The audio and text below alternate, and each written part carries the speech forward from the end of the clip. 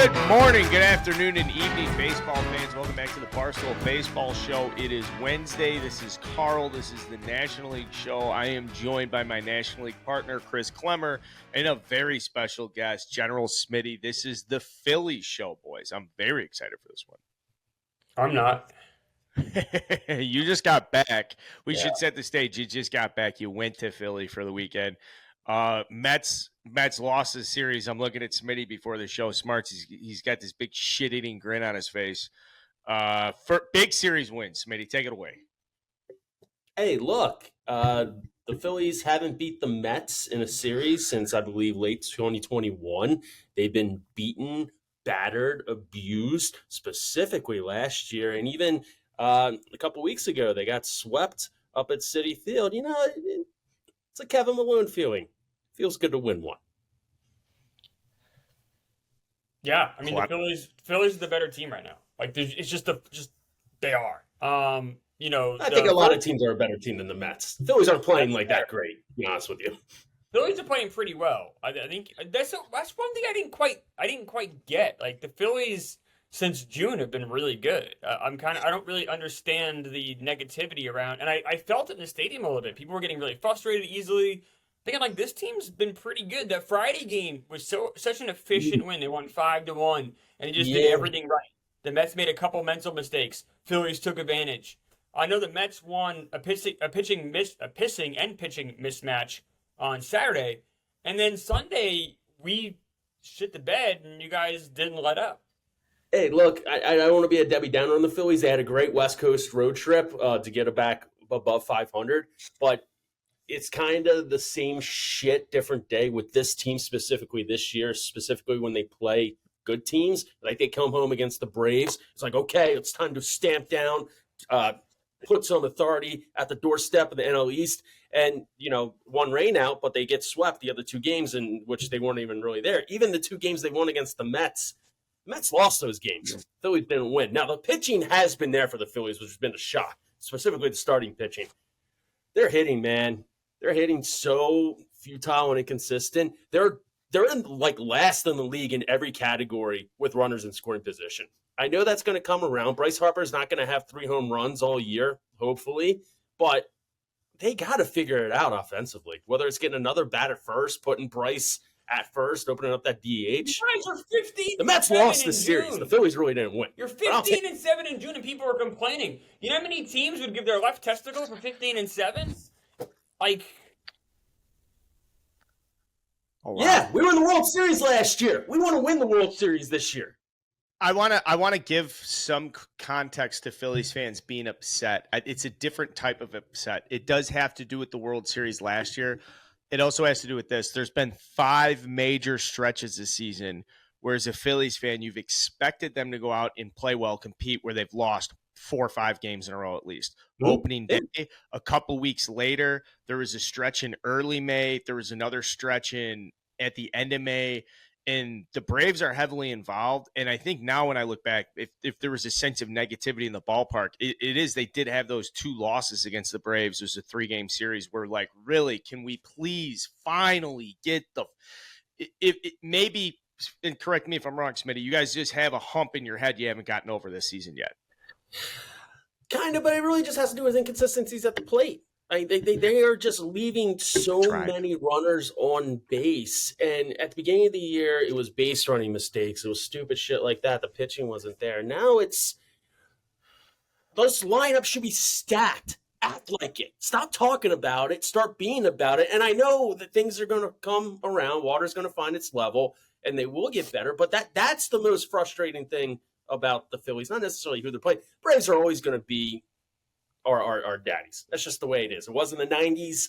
It's going to be for the next 90 years. That's fine. As long as we can get it in the wild card and win the World Series some way, somehow, okay, that's cool.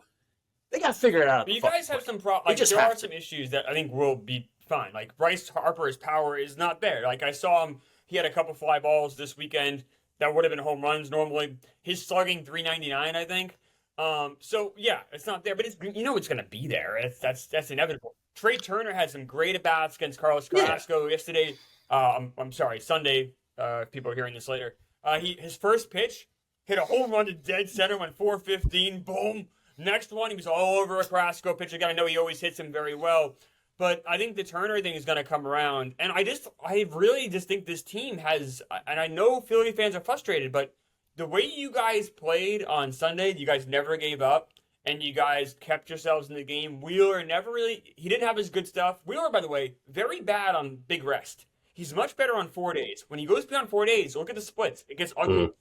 But he kept them in the game. And then we have our bullpen of horrors. It's a shit show. It's a who's who of people who will be hanging drywall in a couple years. It's a disaster zone.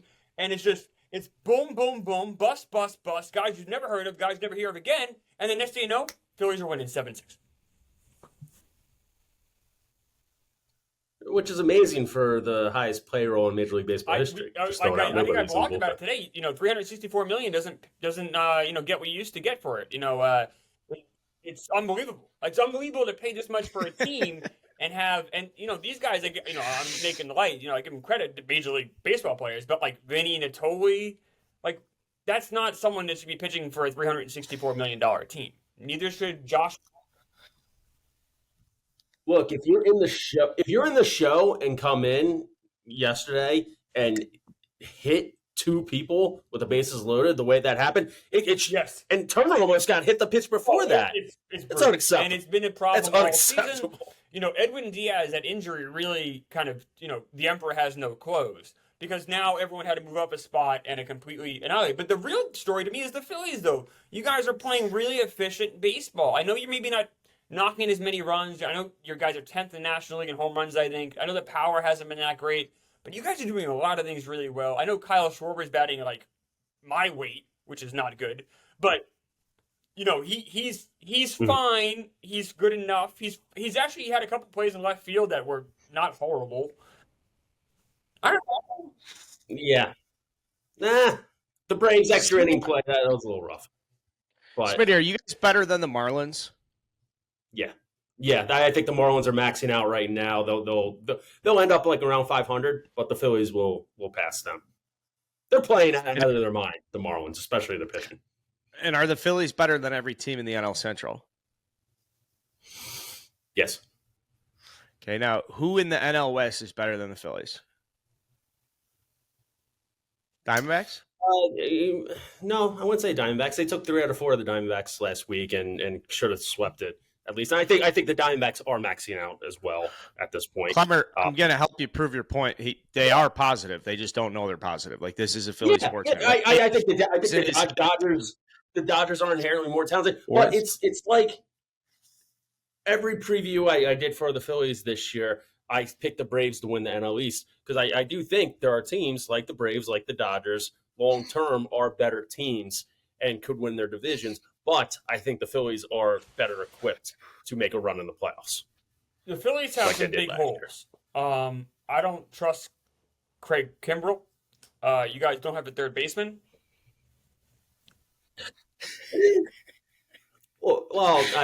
Third base is fine. Alec Boehm is at first right now. If Bryce comes back to play first, Boehm is at third. They might trade for a guy. Goldschmidt has been thrown out there, which would be like really amazing. Cody Clemens has done a hell of a job at first when he's played, and I think he deserves a starting spot somewhere in the league, like Verlaine and Maton got traded last year. But they need a solid bat at first to kind of elevate them in the playoffs to give them what Reese missed. But Kimbrell, right? He wasn't signed to be their closer this year. I mean, Sir Anthony Dominguez proved it last year in the playoffs in the World Series that he was their guy. He struggled this year. Alvarado and Soto have closer stuff, but they're more situational pitchers, being lefties and come in at any time and still get saves. Kimbrell's kind of just been thrown in there, and then he's 11 for 11. Like, he's been feasible there. I don't hate it because he has the experience. I'd rather get Sir Anthony in there come playoff time if he's settled down because he just has that much stuff. I worry. You're right. So there's some issues, right? Getting a Goldschmidt or getting even a rental third baseman. I don't know who that would be because, like, think about third baseman on the market, like Arenado. But then you got him locked up for 5 more years, so that wouldn't really be a fit. No, it'd be a first baseman. It'd be a Goldschmidt. It'd be a CJ Crone. It'd be like somebody like that. Garrett Cooper Garrett from the Cooper's not going Marlins anywhere to right now on come that in, team. That play team's first, pretty move decent. They back have to a the decent pitching Nationals. staff. They're not going to be cutting bait. Okay. Yeah, So like but Michael somebody Stockton, he like just got that. traded from the Rockies to the Angels, but someone like that or someone a level higher. Yeah, I'm just trying to figure out. you Like I need said, to the be a Phillies little are better 15 than and that. 7 in June. They're playing great baseball since Bryce Harper's been back. I think they're going to be a playoff team. I think you guys will get into the wild card. I was kind of shocked at some of the fan Of reaction course. at the game. At how were getting really upset, really negative, and really. Honestly, there was more anger at the Phillies game than I've seen at Mets games this year, which might speak to the complacency of Mets fans, but. Because it's the same shit, different day this season. It gets frustrating. It gets frustrating when anybody with eyes can see their issues every day, especially at the way they approach the plate. Like Trey Turner, yeah, he had a great day yesterday. He might as well start out the count softball style, like 1-2, 0-2 count. Like he gets himself in the hole almost every single bat. It's like, dude, what are you doing, pal? Just like take a pitch or two. And their base running mistakes have been overly frustrating. They're going to be okay. I mean, we're nitpicking for the sake of nitpicking. In 2008, last year, they had like the same record, like this way through the season. They need to make a move for a bat. But other than that, like they're going to be fine. They'll be in the playoffs, and if they can recreate the magic that they did last year, if they're healthy, pretty rational. great. Smitty usually not a very rational person, so I got to give him credit when he gets one right. That's horseshit. I'm more rational than you're fucking. How much does Rob Thompson help you with this? Is he a factor at all? I haven't heard his name. You know, Rob Thompson last year, like he took over Joe Girardi, who was like 22 and 29. Obviously, made the run and really made every single right move with that team, from letting Didi Gregorius and Odubel Herrera and Jesus Familia let go and bring up the young bucks, and he managed the bullpen a lot better. All the way up into the World Series, we made some questionable calls. This year, he's been doing some also questionable shit. It's just like, what's going on? Like the Braves game, I think game 1, like he had all their big arms in the bullpen ready to go in a 1-1 game, and he brought in like Jeff Hoffman, who's been pitching okay, but it's like, what are you doing here? There's been a couple like questionable things, but he's a steady captain who runs the ship. Players know that. Everybody likes and respects him. So I mean, he's not going anywhere. Yeah, and you guys could have your worst baseball out of the way. I always like to think positively when you get to a slow start and it's a great roster, like because every team's going to encounter a period of time when everybody's pissed off. And so if this is it for the Phillies at 40 and 37 at the time we record this, yeah, there's tons of opportunity. And I do like your commentary on the Marlins. So then to round out, obviously you think you're better than the Mets, a tick below the Braves, above the Nationals. You're clear cut the second best team in the East. Yeah. I think the Mets and Phillies are going to be both at the high 80s when it comes all said and done.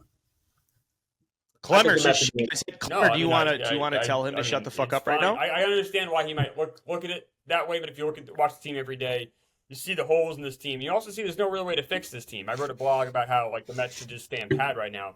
There's no one really to move. Unless you trade the farm for a guy, which I think is stupid because this team, even if they made the playoffs somehow, they're not going to make the World Series. This is not a very good team. Scherzer's been okay. Verlander looks horrible. Senga's so inconsistent, and those are some of the best guys we have. For this team is just not good, and I think they should look at maybe moving David Robertson to a contender, seeing if someone will take Mark Hanna, kind of the Escobar deal, where you'll pay the salary in exchange for some prospects, maybe something like that. Other than that, if they trade Mauricio, if they trade Vientos, if they trade some of these guys and do like a Javier Baez deal they did a couple years ago and didn't make the playoffs and lost a major prospect, that we can't afford to do that. So they need to just basically be like, it sucks, but this is a lost year. And it sucks. You only get 80 years on this earth. You only get 80 times to enjoy something. And we're punting one of them, but that's what happened this year. This year has been a disaster, and they have to learn from it, and they have to rebuild for next year.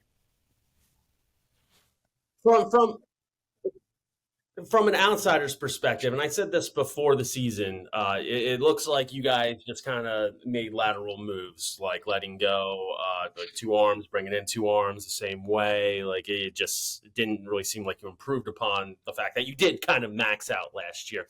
and also the players that you are bringing in aren't fulfilling their potential. Is this a scouting or is this more managerial deal? The GM, like Bucks, Frank's calling for probably Bucks gone at the end of the year, but the GM is Billy Epler is I think the main culprit here. Remember, this is a guy that traded J.D. Davis, who's having a borderline All-Star year for the Giants, traded him for Darren Ruff, who since that trade has not hit a home run for the Mets, for the Giants, or for the Brewers. He hasn't hit a home run in a year, so that was a good deal. And then on top of it, he didn't give you any depth when it came to Major League roster. So, like, that's why we have guys like Josh Walker, Vinny Nato. I don't mean to keep beating these guys up because they're doing the best they can, but these guys probably shouldn't be in the major leagues. And we have them there because we don't have the roster depth long term. Also, David Peterson, Tyler McGill each took a step back. That's on Jeremy Hefner, the pitching coach. So there's, you're right, Smitty. I'm not gonna disagree with you at all. We did make lateral moves, but we won 101 games last year. Lateral moves probably should have been enough. And instead, guys have taken a step back. Look at the contact rate for these guys, too. Lindor, Alonso, each batting 220. And it's like there's a lot of issues here with this team. I think they're going to bring in David Stearns, the GM. He was the GM for the Brewers. Sounds like, if you read the tea leaves, he's going to be the guy once the season's over to run this ship, which is great. Hopefully, Buck's gone. I think the game may have – he's making some bad decisions. Yeah, I mean, he's not the number one Really? but, like, he's not helping things. Really? And they need to improve this roster. And I think Cohen knows that. And I think Cohen's smart enough not to trade the farm. I hope. I pray. Because there's no reason to do that right now. Where would this team be if Carlos Beltran was still the manager? I don't know. Name different. Much better. I mean, he would have been better than Louis Rojas. But, I mean, I don't know. This team has some, we're still, the Wilpons still have their... We're still feeling the effects of an owner that didn't spend on the minor league system, the organizational. Carl and I, when we talk about this every week, you build a team from the organization up. Like the Phillies have done a lot of that. They've made some good free agent signings with Wheeler and with Harper, some smart moves there. But you guys had Aaron Nola already. Like, you guys did a good job kind of putting that roster together. I feel like there's some depth there. You guys do some good stuff. Brandon Marsh was a good pickup for you guys. You guys do, Castellanos was a good pickup for you guys. But you guys also have supplanted that with some decent players that you've had organizationally. The Mets need to do the same thing. And we haven't for a decade. I've never seen a trade be more of a win-win in any sport than the Brandon Marsh for Mickey Moniak trade. Exactly. It's a great trade. Both players. Both of them. Yeah. Moniak went 5 for 5 the other night. Yeah, Moniak, first, for those, obviously, I would hope everybody knows this, but Moniak was the first overall pick. He was more affordable, but a high school guy that the Phillies had taken and just never got going. Some COVID issues with, alt-site shit. Just never got a chance to get going. Now he's with the Angels. He's playing well, but Brandon Marsh is playing well for you guys, too. What about Real Muto? Who did you guys give up for? I was going to say, who did you give up for JT? For JT Realmuto, Sixto Sanchez. Yeah. Since 2020. No, he was good. He helped him get to the playoffs in 2020, and he hasn't been seen on a pitching mound since. It's a sad story. Yeah. That was a great trade. What were you saying about Moniak? That draft, that first round, like Moniak wasn't. No, that's what Carl's saying. Like in a real affordability draft where there's like that's using your organization correctly. But that's the right he way probably to do it, though. Like you use Moniak to get draft. Marsh. You use Sanchez to get Realmuto. Like, that's how you use your organization correctly. We haven't, as the Mets, we have not done that. And we haven't been able to do that because we don't have the organization depth to do that. And that's what it's a fucking problem every year. Yeah, I mean, Dombrowski came in and the Phillies minor league system was less than dog shit, in which it still like kind of is. And Dombrowski's mantra with the Red Sox and the Tigers was kill the farm system, get your team to the World Series, which he did twice, and he won with the Red Sox, not with the Tigers, even though they might did it with the Marlins. Should have won. He hasn't necessarily killed this farm system. This farm system's like okay, specifically pitching wise, and the moves that he's made just from a talent evaluation standpoint, you can tell why the guy's a fucking great GM. Oh yeah, he knows talent when he sees it. Do the Phillies have enough pitching to get back to the World Series right now? Like, is Taijuan Walker enough to be a 3, or like is Ranger Suarez going to be that 3 if he's healthy? Ranger will be maybe the 1 if he's healthy. Nolan and Wheeler haven't gotten to that point that they were last year, or where they should be consistently. They need to if they're going to have a chance. Rangers is a stud. He's a fucking menace on the mound. Taiwan's fun. Taiwan's fine as a 3/4 starter, as long as he doesn't walk people, which he has a lot this year. They're going to need a 5th some way, somehow. Andrew Painter might be healthy enough eventually, but I think they'll trade for somebody like they did with Syndergaard last year. Like a Jordan just kind Montgomery, of like an experience filler. Jack for a 5th Flaherty when they go to the playoffs. type, maybe. I'm trying to think who else could be out there. I have a question for you. What's wrong with Aaron Nola? He's not what he was. And I think he's, up until this year, I'm very high on him. He's really taken a step back. I don't understand. I mean, his whip is still low. He's not walking a lot of people. His thing in the last couple of years was like 1-2 0-2 pitches have been absolutely crushed for some reason. Not as much this year, but he's just getting beat up. And he mentally, if something goes wrong, he allows the floodgates to open, which is tough. And he's in a contract year right now, and I don't know what they're going to do with him, because Nola came up, and he's been a great pitcher when it's all said and done for the Phillies, but people expected him to take that next step like Cole Hamels did and become just like one of the best in the league. He has the stuff. He just hasn't done it. Like, he's right now just a career number 2 guy. Like, he just is. And when it comes to paying him in the offseason, I don't know what they're going to do. I honestly don't, because he's going to get number 1 money from somebody. Yep. Yeah, I mean, Matt Stram. Can we talk about him? Oh, yeah. I want to talk about Matt Stram just because he's made 22 appearances, 9 starts, big strikeout guy. Is that somebody who's like, what's his status now with the pitching staff? Is he making starts? Is he in the bullpen? How are you guys using him? He started in the bullpen. When Ranger went down, they needed like bullpen games. He moved to the starter, and he's just excelled like everywhere he's getting. They've had to like kind of limit his workload recently because he pitched so much in the first 3 months. But he comes in, he's effective. He's a long-term reliever right now, I would say. Out of the bullpen, and was lefty out of the pen. Games. Yeah, and he's a great guy to have. And he's a great person too. Like, he does a lot like in the community already. So I hope his arm holds up. Matt Strom is exactly why we're talking about the Phillies making the playoffs, and I'm talking about my Mets on the outside looking in. That's exactly the kind of players you have on good teams. Mm-hmm. These swing guys that can perform a number of different roles, who can fill in those gaps. Strom was the one pitcher when the Phillies season started off as complete dog shit. He was the guy that kept them kind of in games early on those first couple weeks. Matt Strom, those guys, think about the Yankees. Remember like Ramiro Mendoza? Like, that was a guy you could throw anywhere, start or long relief, even like short relief if you have to, and he could do everything pretty well. Not great, but pretty damn good. Those kind of guys, those glue guys, are so important. And that's, like I said, he might be the difference between the Phillies making the wild card and not making it. Matt Strom, for real.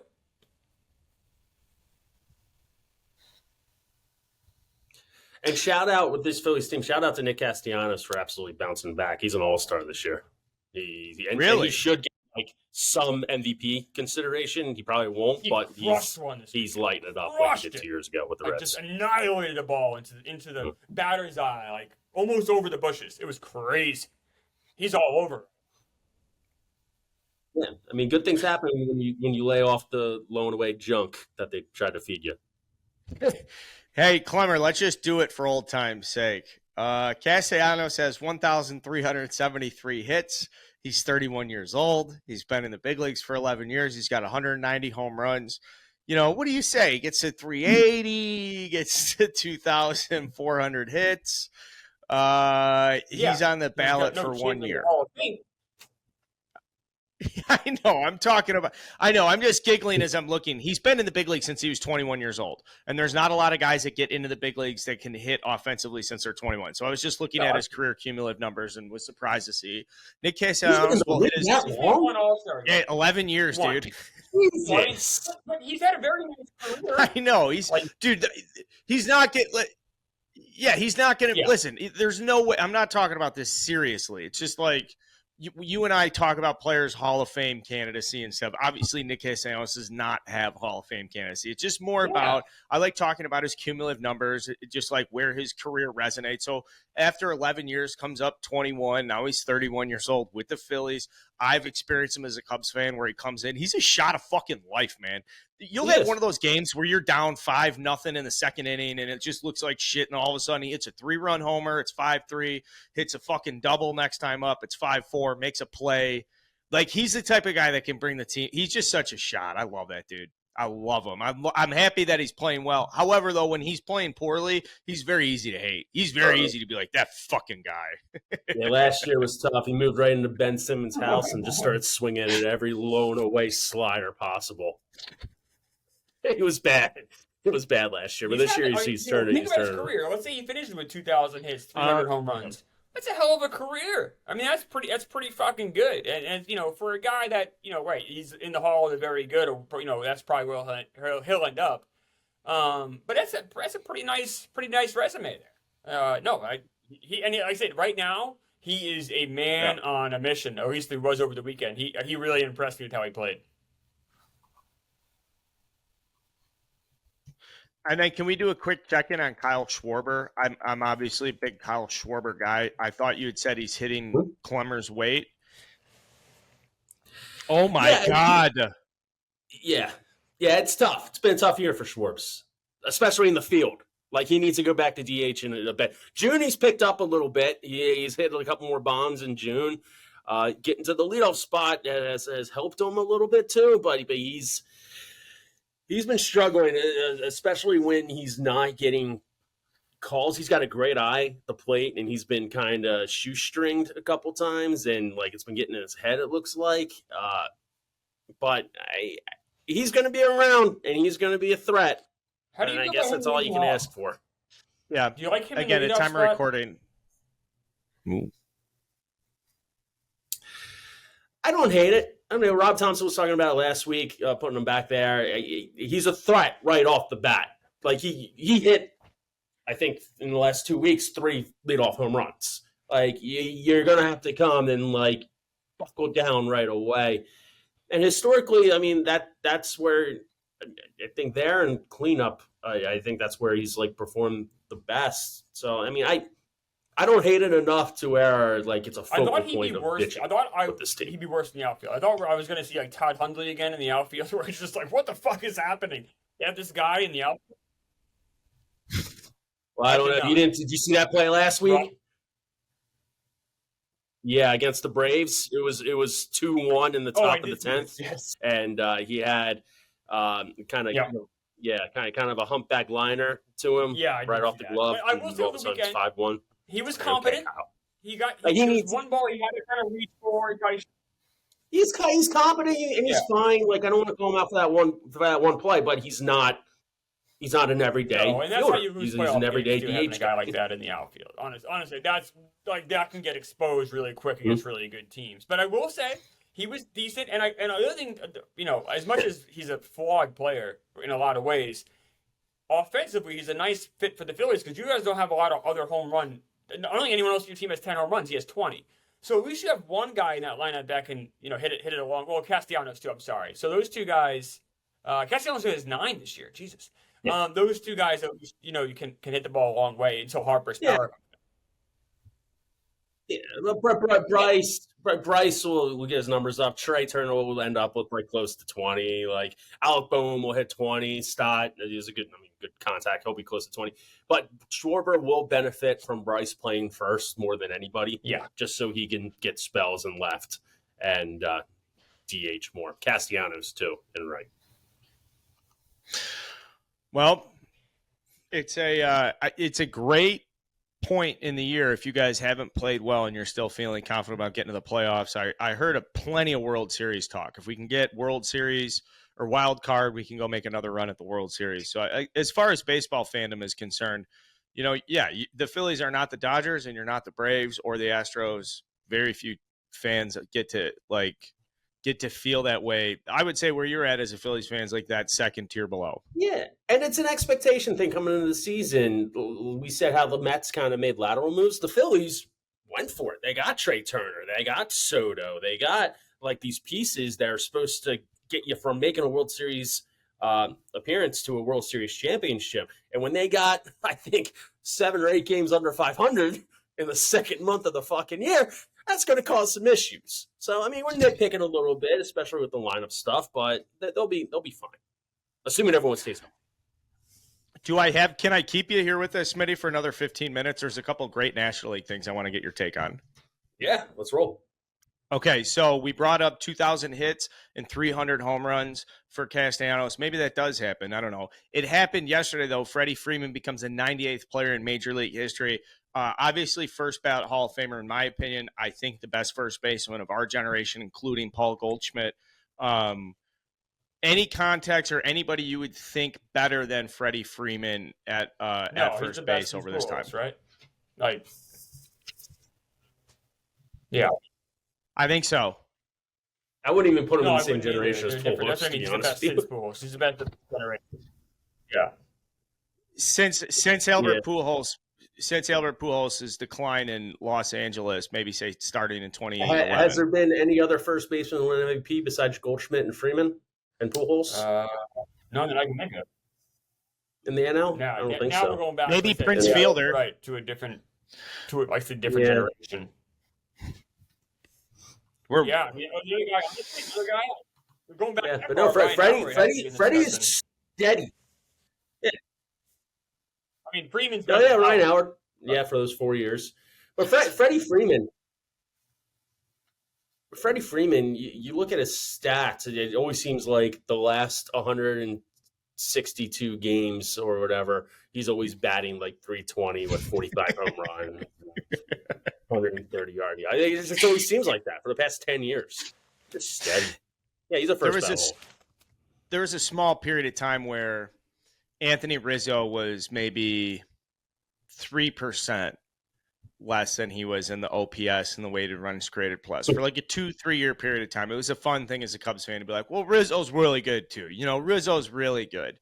And then Freddie never stopped, and he still has not stopped. Like, as good as Anthony was in 2014, 15, and 16 is how good Freddie Freeman is right now. He just is a fucking runaway train since he got going.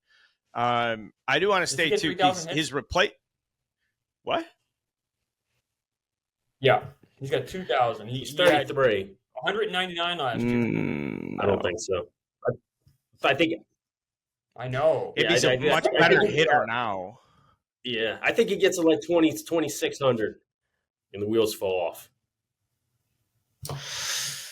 He's got 3 years, 3 full seasons left after this season, right? He signed a 5-year deal. Matt Olson's been there for 2 years. After this year contract. They won it in 21. Okay, so Freddie Freeman is probably gonna have 2,750 hits at the end of this contract. Is he gonna be selfish and have an ego enough to go get 3,000? The answer is yes. There. If someone's offering absolutely. You a job, if someone thinks they can improve their team and you're available, then go. Yeah. This isn't Pete Rose where he's putting himself And in the lineup. he can get an extra 2+ seasons just DHing too. You're right, Klemmer. Thanks for keeping me in check. And Smitty, that's a great point. I like him to do it because I love that shit. So I'm rooting for him to do it. But. Is he like the only player that's kind of close? Machado has a real. Machado. He doesn't have 3,000 hits yet, though, right? Machado's a 3,000 hit guy.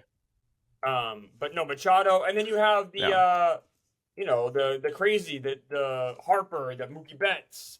Who am I forgetting? Who else is in that group? All those like the one-time young outfielders now in their early 30s that have had amazing careers. Oh, Bryce Harper. I said Trout, Mookie Betts, and Bryce Harper are kind of the 3 guys that I kind of lump in there. And then I put Machado with those guys. Yeah. That's 4 guys that have a real chance at making some big milestones. Maybe 500 home runs is more realistic than 3,000 hits, but. So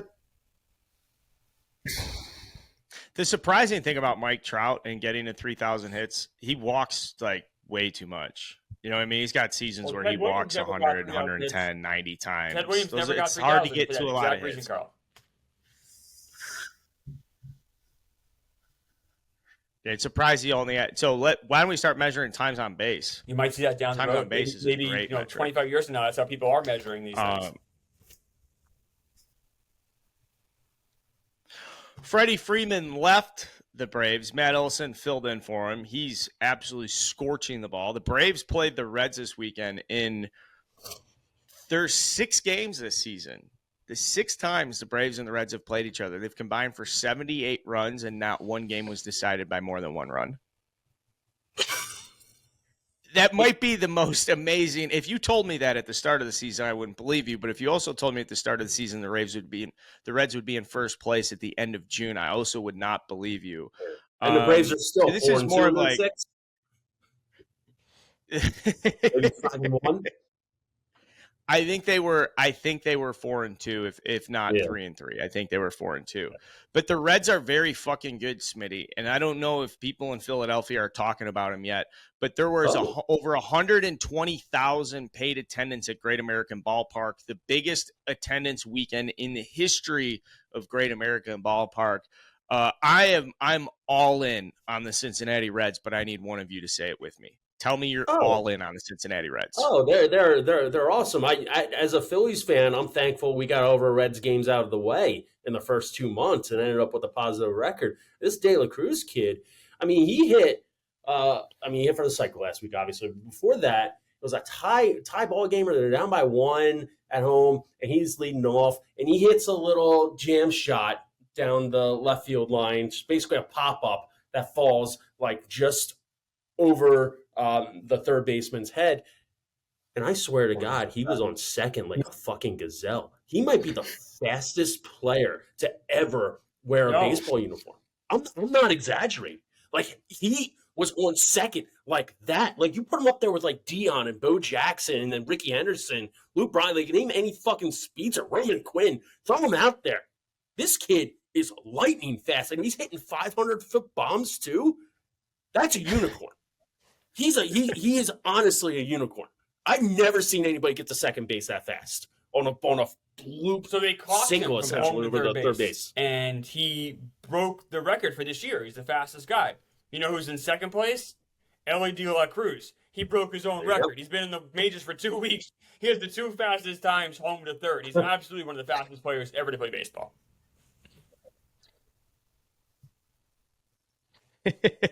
Yeah, O'Neal Cruz might be taking over the NL Central. I'm not all in the Reds. The Reds, I don't think are going to have long-term success just because they're pitching. No, I mean long-term success this year. Excuse me, just because their starting pitching is so abysmal. But I love the pieces they're putting together. I think they have a really bright future. I mean, their rotation's a disaster. Ashcraft is really taking a step back. Hunter Green's on the IL, but he should be okay in the long run. Lodolo's been trash, even though I hate saying that, but he hasn't been good. He hasn't been good. They all have good stuff, though. They all have good stuff that they can put together. That's where we can't put our hands around the Reds because you have amazing stuff in the rotation, but you have Andrew Abbott's been great. We do like him. Klemmer called him out before he even made his first start. Was like, keep your eye on this kid. Look, I'm not saying they're winning the World Series. I'm not saying they're winning the World Series, but they're going to make a run at least into the playoffs for one reason only: the Joey Votto effect. He is going to be a perfect, absolutely perfect mentor to these young kids throughout the season. His personality, he will fit in perfectly. Papa Joe is what they should be calling him. He hit 2 bombs the other night. He's feeling youthful. I mean, I think they get in the playoffs He's just been for in the majors, like 16, 17 years, and made the playoffs 3 times. So I don't think that's much of an effect. I mean, that's just reality. Well, no, but I'm saying, like, it's a story. It's a story. Like, Jesus, I remember the Phillies played in 2010. Joey Votto was in the fucking Reds. Joey Votto has been around since 2007, 17 years in the big leagues. Oh, yeah. He has 2,000 hits. He has 300 home runs. His on-base for his career is 412, 514 slugging. Joey Votto is awesome. Hall of Famer. Joey Votto can't pitch. They need starting pitchers. So until they can find 3 more starting pitchers, I can't take this team seriously. And the Cubs have 3 starting pitchers on their team better than anybody that the Reds have. And that's why I can't realistically say the Reds are better than the Cubs. They're not. I think the Cubs have a better team. Yeah, Stroman winning the Cy Young, Carl? Hey, can you not do this to me right now? No, he's not winning the Cy Young. And it's funny because we went through our power ranking panel yesterday while the Cubs-London game was going on and Stroman was dealing.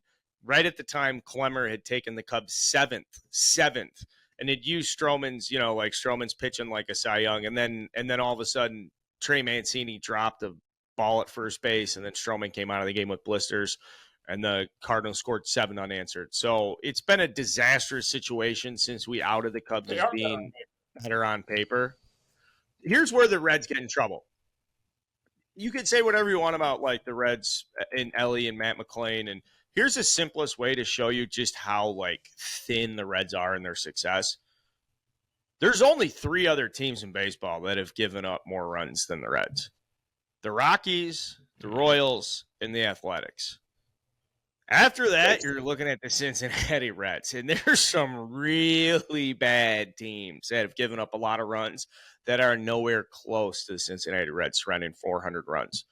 So that's such a problem to be addressed. You're going to need it from everybody. You're going to need it from every starting pitcher, every guy in the bullpen, whoever the fuck they trade for. I hope they don't. Well, yeah. Do you think they go all out? They should spend money on free agents this offseason. Don't sell the farm for a team that's not going to make the World Series. Don't do that. Don't. You have a really exciting core right now. Enjoy that, and then it's like 83 Mets, right? They lost 90 games, but you had Strawberry and Keith Hernandez. You had some pieces there. I think Ron Darling got called up that year. Like, there are some pieces there. In 84, they won 90 games. Like, it takes a while. Like, just don't trade the farm, please, Reds, because you guys have a great. Why? A better example of that than the 83 fucking Mets 40 years ago. I don't know. I just think there has to be more relevant example. That's a great example. The farm. A great example. How about your Phillies? The first time you guys had some success, it took you guys a couple years to go to the World Series with the Jimmy Rollins team. If you guys had sold away some parts before you guys made that leap, maybe you don't win that World Series a few years later. Well, they ended up selling everything in 2010, which they should have, because they should have won more. But that put them in a hole for the next decade. Where every player, all the great players, were all born the same year, almost. They were all exactly the same age. It's so weird. No. The Phillies. 84. What year is it? 84. 07, that won the World Series. Would have been 80 or something. Or 08, excuse me. So the 07-08 team, the Phillies. Mm. Every team, every guy in that team were all like almost exactly the same age. And that's why when it all went south, it all went south at the same time, because those guys all got old at the same exact time. But they all got good at the same exact time. Like Utley, Rollins, Howard, go through that lineup. Jason Worth. They're all exactly Jason Worth. Holy fuck, dude. Even Victorino is 27, Pat Burrell is 31, but really everyone's weird. 28, 29 years old. Yeah. Everyone. Yeah, it was the one time in decades where it actually all came together. So when it goes south, and everyone gets old at the same time. Well, shout out to the Phillies. Oh, great roster construction in 08. They did have Jamie Moyer on that team. He was born in 62. He's born in 62. Do you think Jamie Moyer could get a couple outs right now? A lot of innings. You have to throw a lot of pitches. Against who? No. Maybe. You could. Okay. I didn't, just wondering if he still has a changeup. You can place it. Dude, right. If Cody Clemens is going on a mound and pitching an inning and getting through unscathed, Jamie Moyer can go out there and Former Cub, Jamie Moyer. At one point, the Cubs had Jamie Moyer, Greg Maddux, and Rafael Palmeiro. That was a good run. Okay, just a couple things here left.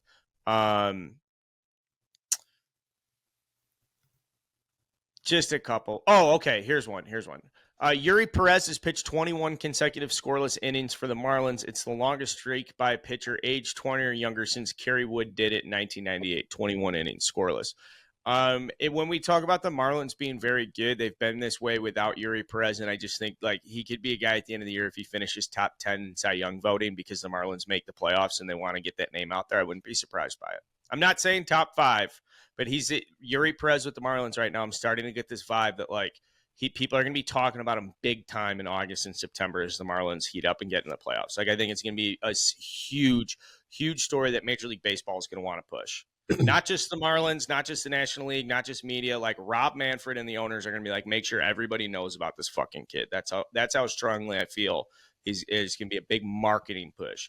Baseball will be like Yuri Perez will be known by like football fans and basketball fans is what I'm trying to say. He has an ERA of 134 in 9 starts. Okay. He's 20 years old. That's impossible. Like yeah. And he's just another Marlin. Like that's what they do. That's what they do. They come in and he's doing it more dominant. He's doing it more dominant than others. But Sandy won a Cy Young last year. Yeah, he's regressed, but like he kind of came out of nowhere. Look at Luzardo. He's a fucking pusher and shover. Like, these guys just come out of nowhere. Cabrera has stuff. Like Garrett has stuff. Like all these guys, where do they come from? Where do they come from? They're just there every single year, and they shove. Now, that being said, I think the Marlins lineup is going to be the reason why they don't sustain this success of 10 games over 500. Soler is, we talked about him last week. We talked about, obviously, Julio Reyes. You're right. They need another power bat in there. They need another decent hitter to really make a run. But they could do that. I wouldn't be shocked to see them make a move for somebody. It depends how much ownership wants to spend. I mean, that's the question with a lot of these teams. But Perez, though, I mean, what he's doing right now is must watch. And I don't think, to Carl's point, like, I hope they do put marketing again about him. Because right now I feel like he's going under the radar and he's doing stuff that, people would talk about Ellie De La Cruz a lot. I mean, they should be. He's amazing. But I feel like Yuri Perez no one's talking about him. He's just as impressive. Yeah. Have the sports books caught up to him? I was looking yesterday. I was trying to find something to do with him, and it's like, oh no, they have stuff figured out over there. They know. His ERA plus, which is adjusted off of 100, 105 means you're 5% better or whatever, right? Yeah. I get that. Adjusted a player's ballpark. His ERA plus is 325. Whips under 1. Again, I like him as somebody that can like get new baseball fans or can kind of wake people up and be like, look how filthy this guy is. Because like he looks like Wembanyama. He looks like he's a first-round basketball draft pick out there just fucking dealing. Good for him. Last one I have on the list here, Padres stink. Boos are flown at Petco, lost the series at National. People are ready to sell that team down the river. We've come in here a week like, are they going to turn it on? I guess now the last thing I want to leave is, when do the Padres completely fall apart? And is it going to happen before the trade deadline? Because it's coming.